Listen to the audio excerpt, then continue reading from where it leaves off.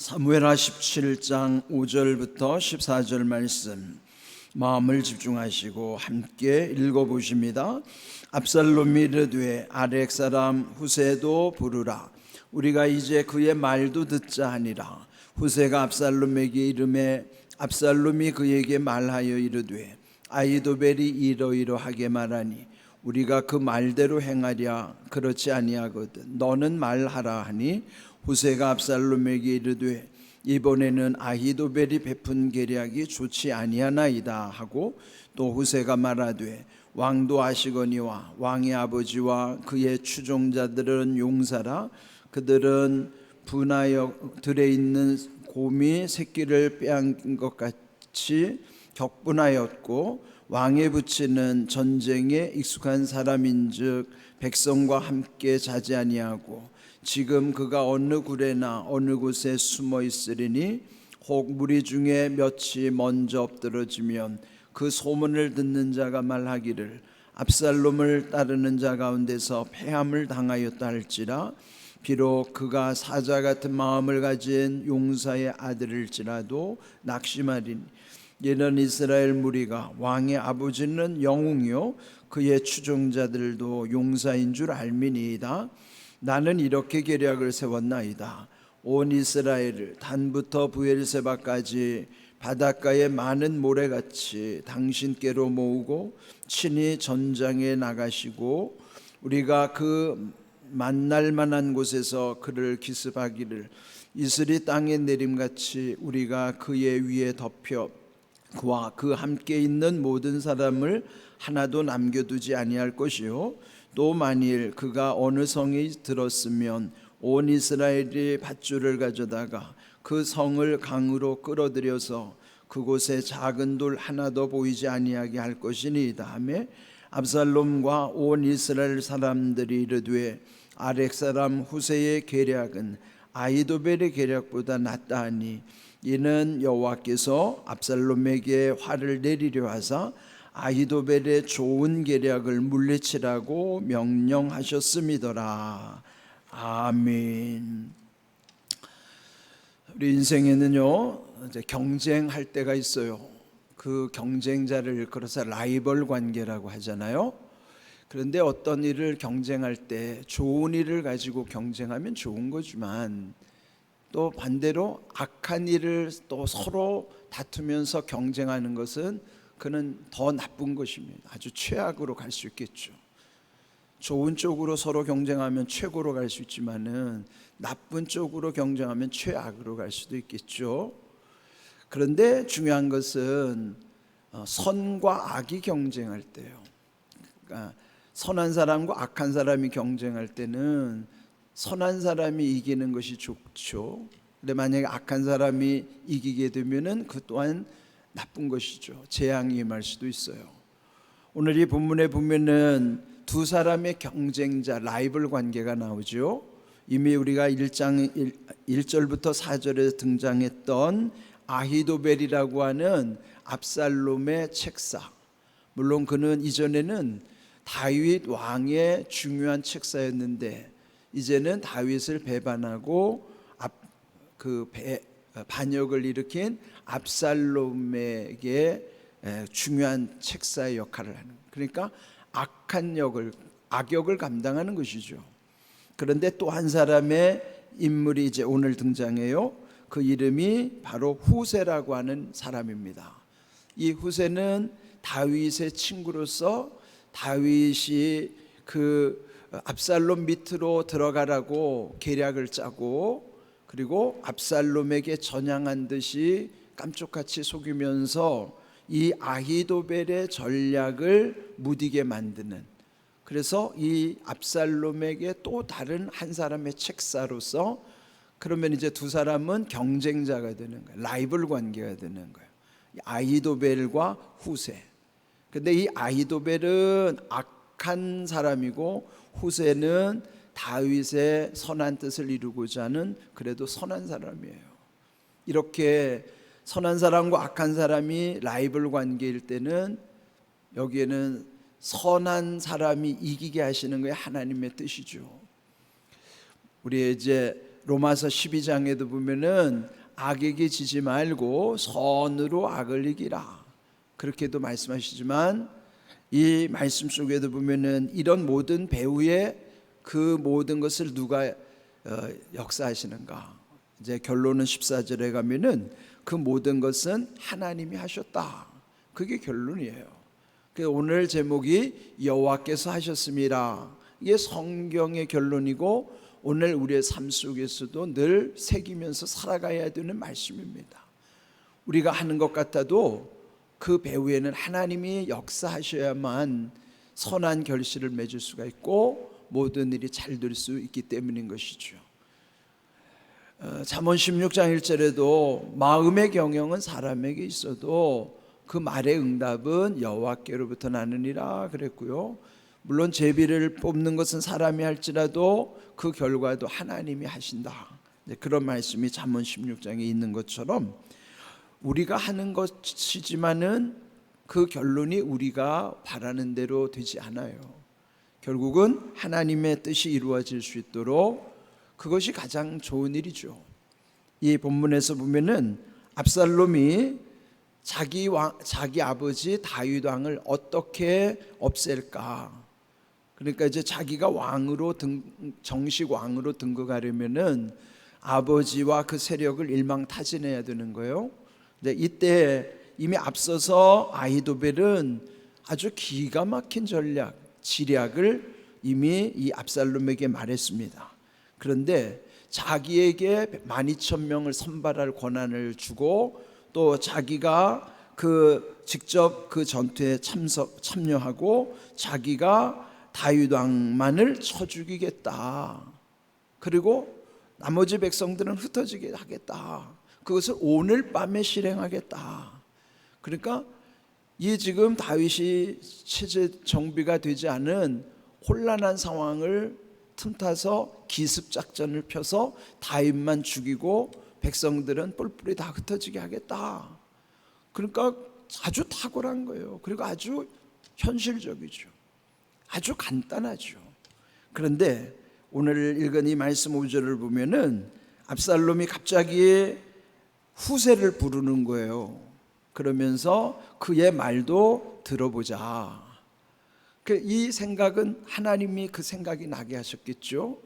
그래서 결국 후세를 부른 다음에 6절을 보시면은 아히도벨이 이렇게 말을 했는데 우리가 그 말대로 행하랴?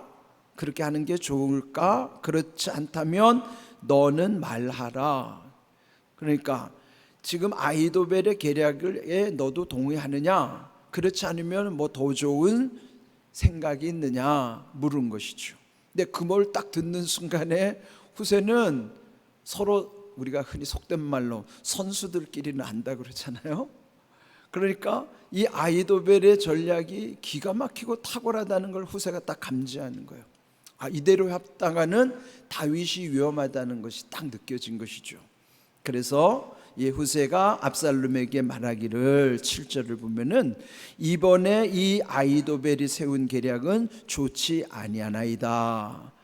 또 후세가 말하기를 왕의 아버지와 함께하는 추종자들은 용사라, 용맹한 군사들이란 뜻이죠. 그러니까 그들은 전장에서 잔뼈가 굵은 백전노장들이니 그냥 가볍게 상대하면 안 된다는 것이죠. 뿐만 아니라 그들은 들에 있는 곰이 새끼를 빼앗긴 것 같이 격분하였고 왕의 부치는 전쟁에 익숙한 사람이다. 지금 이 다윗과 함께한 사람들이 이렇게 지금 이 아히도벨이 지금 막 즉시로 가가지고 그렇게 해서 그 일이 성사가 되지 않을 거다. 이제 이렇게 판단을 흐리게 하는 거예요. 그렇게 하면서 또 이 다윗 지금 가서 그 다윗을 처단하겠다고 하지만은 그는 9절 지금 그가 어느 굴에나 어느 곳에 숨어 있으리니, 그러니까 이거 지금 모른다는 거예요. 어디 숨어 있는지 찾을 수가 없다. 그가 그냥 보이는 데 있겠는가? 아무도 예상하지 못하는 곳에 지금 숨어 있을 텐데 지금 당장 가가지고 그걸 어떻게 할 것인가 그러면서 아히도벨의 그 작전을, 그 판단을 흐리게 만들고 있는 거예요. 그러면서 또한 좀 계속 말하기를, 만약에 가서 간 무리들 중에 몇이 엎드러지면, 혹시 처단하러 간 병사들 중에 엎드려진다면, 죽는다면은 소문이 나기를, 그러니까 소문이 안 좋게 난다는 것이죠. 그래서 그 소문을 듣는 자가 말하기를 압살롬을 따르는 자가 한 데서 패함을 당하였다.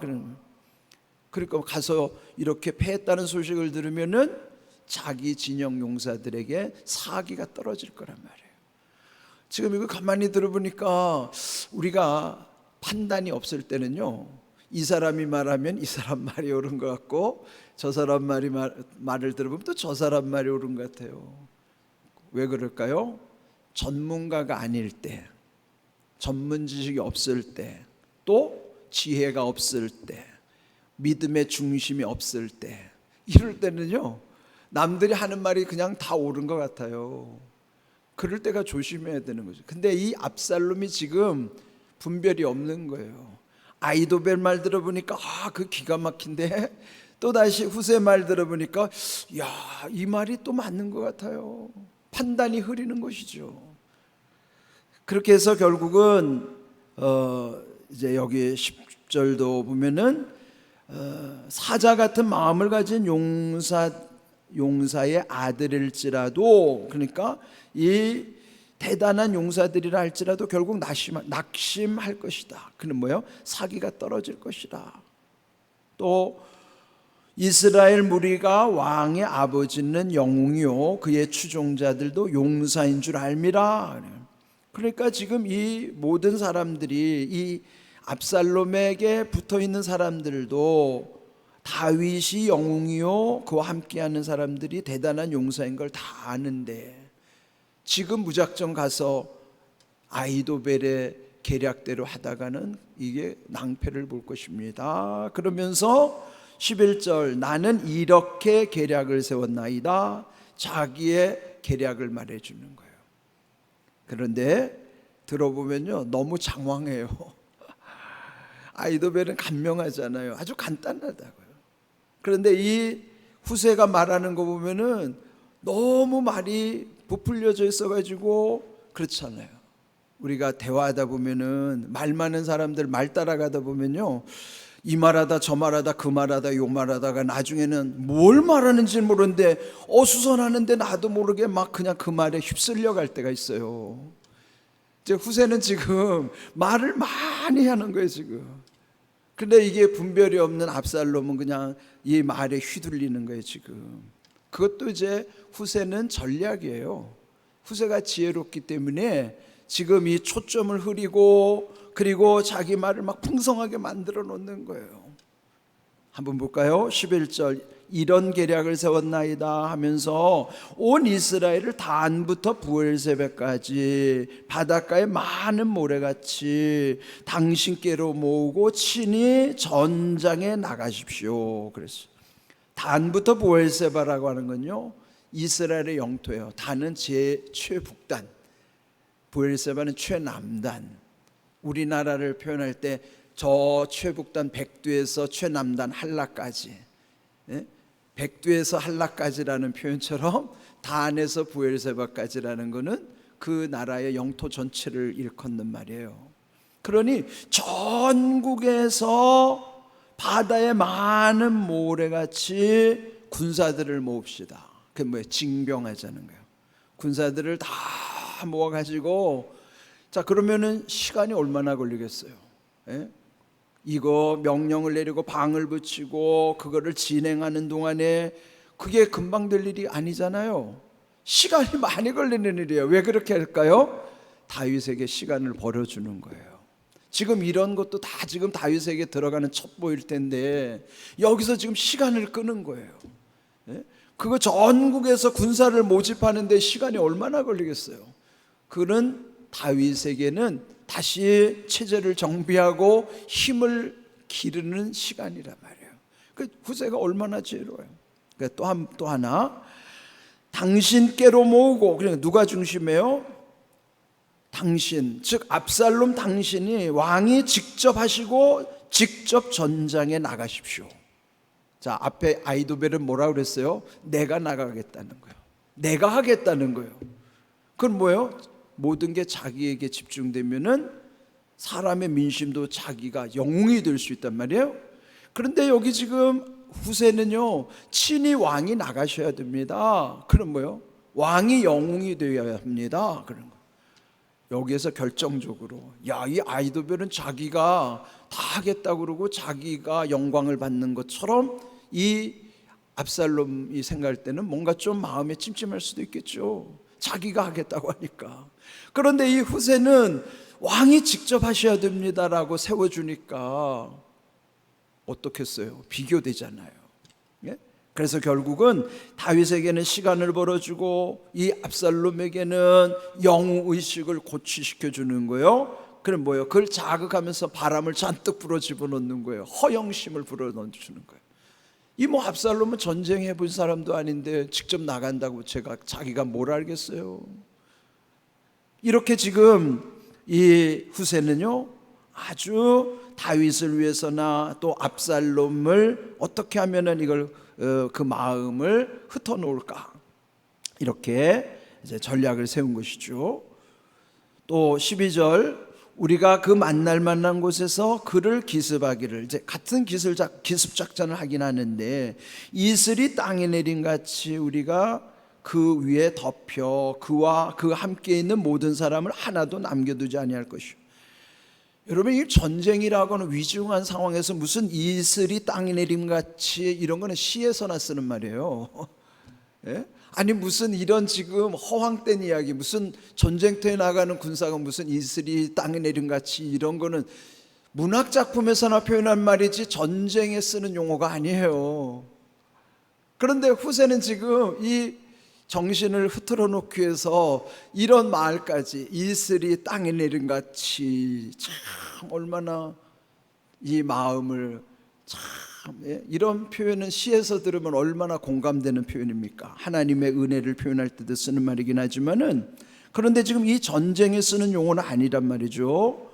그러면서 그와 함께 있는 모든 사람을 하나도 남겨두지 않을 것이니, 그러니까 이슬이 땅에 내린 같이는, 그러니까 그 전국에서 모인 군사들을 이끌고 가면 이걸 일종의 뭐냐면 인해전술이라고 그러는 거예요. 예? 인해전술, 그 많은 사람을 동원하여 그냥 휩쓸어 갑시다. 그러면서 또 13절 둘째 줄에 보면은 밧줄을 가져다가 그 성읍을 강으로 끌어들여서 그곳에 작은 돌 하나도 보이지 않게 아니하게 할 것이니이다. 여러분, 이게 가능한 말이에요? 무슨 밧줄을 가지고 성을 동여매 가지고 성을 강에다가 빠뜨린다는 게 말이 돼요? 말도 안 되는 말인데, 지금 이 압살롬은 정신이 몽롱하니까, 이야, 자기를 그렇게 띄워주지요.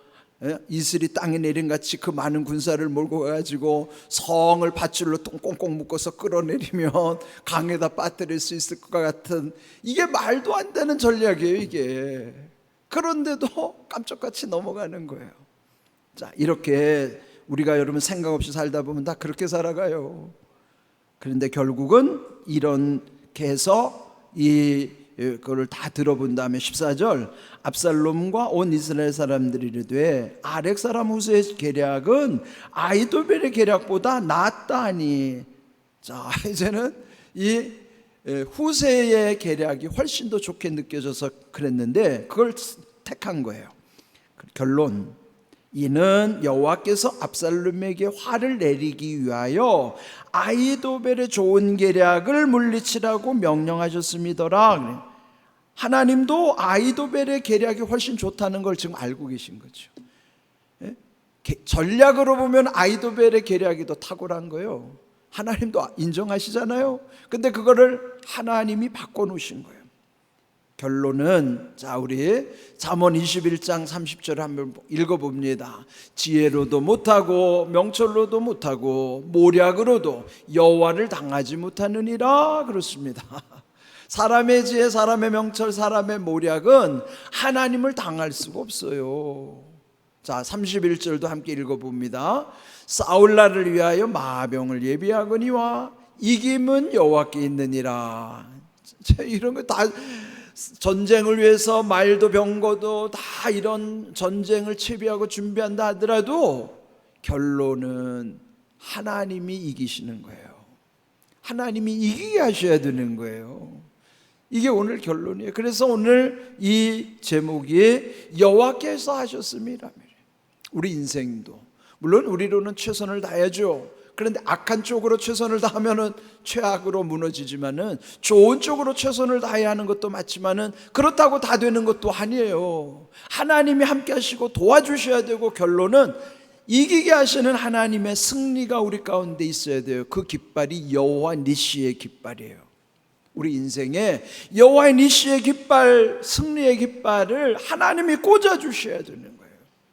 이런 귀한 은혜를 여러분들 사모하시면서 하나님의 은혜 가운데서 모든 일들을 감당할 수 있기를 주님의 이름으로 축복합니다. 아멘.